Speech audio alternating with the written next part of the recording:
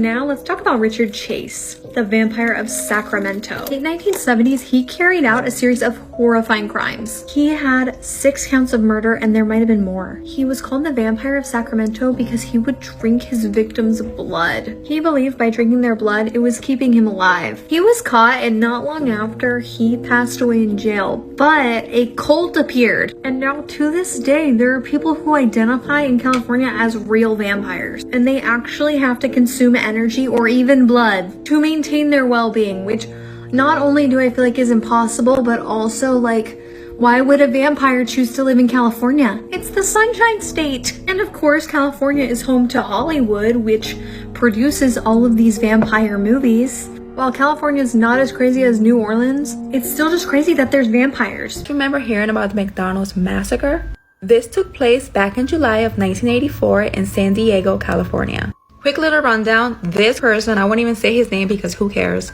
walked into a McDonald's and in a span of 77 minutes unalived 21 people. Most of them being children, the youngest being 4 months old. According to reports, before he left his home, he told his wife that he was going to go out and hunt humans. Now to get to my story time. This story was submitted by Zaina. I went ahead and tagged her down below. So when Zaina was younger, her and her family moved into an apartment located in San Diego, California. She later found out that it was actually the apartment that this person used to live in. She says that you could actually see the McDonald's right from her bedroom window because it was right down the road. So not long after moving into that apartment, Zaina says that her little brother would wake up in the middle of the night screaming at the top of his lungs without having any memory of it the next day. They would also see a tall, dark shadow figure standing at the doorway just staring at them while they slept. But that wasn't even the worst part. They actually had a doll that had become possessed by whatever was in this apartment. She said that she had a doll that looked like your average doll with the plastic mouth shut. One night she woke up to that doll standing there just smiling at her. At one point the doll even stuck his thumb in its mouth.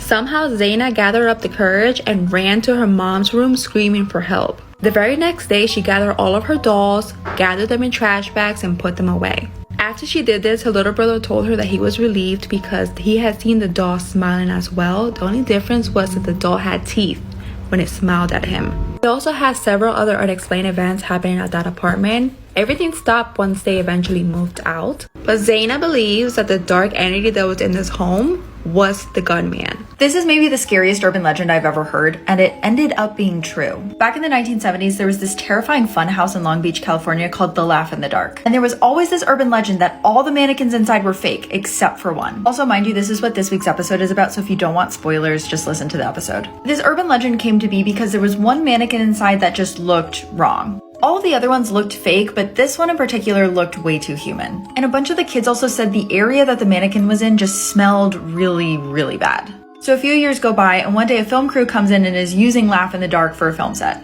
The director's lining up a shot, and he just doesn't like the way this one mannequin looks in frame. So he goes over to a crew member and he's like, hey, can you just move this out of the shot? So the crew member goes over and starts moving the mannequin when its arm pops off. And inside of the mannequin's arm is human bone. The kids had been totally right. The mannequin was a mummified body. Today's scary story takes place in Hotel Cecil in Los Angeles, California, where a girl by the name of Eliza Lamb checked in to this hotel where she was staying while she was traveling. When she stopped checking in with her parents and her daily blog, they eventually called the LAPD. LAPD's nuts. And the LAPD began a search party for her. They couldn't find anything. The only thing the hotel could give them was the surveillance footage from the elevator. The footage in the elevator showed her behaving very strangely, talking to invisible people, crouching in the corner, and opening and closing the elevator door multiple times. They still couldn't find the body. Eventually somebody reported that in the hotel that the water they were using tasted awful, and it came out black for the first 2 seconds that they turned it on. Her body was eventually discovered in the hotel's water tank, and that's what was turning people's water black, and people were drinking this.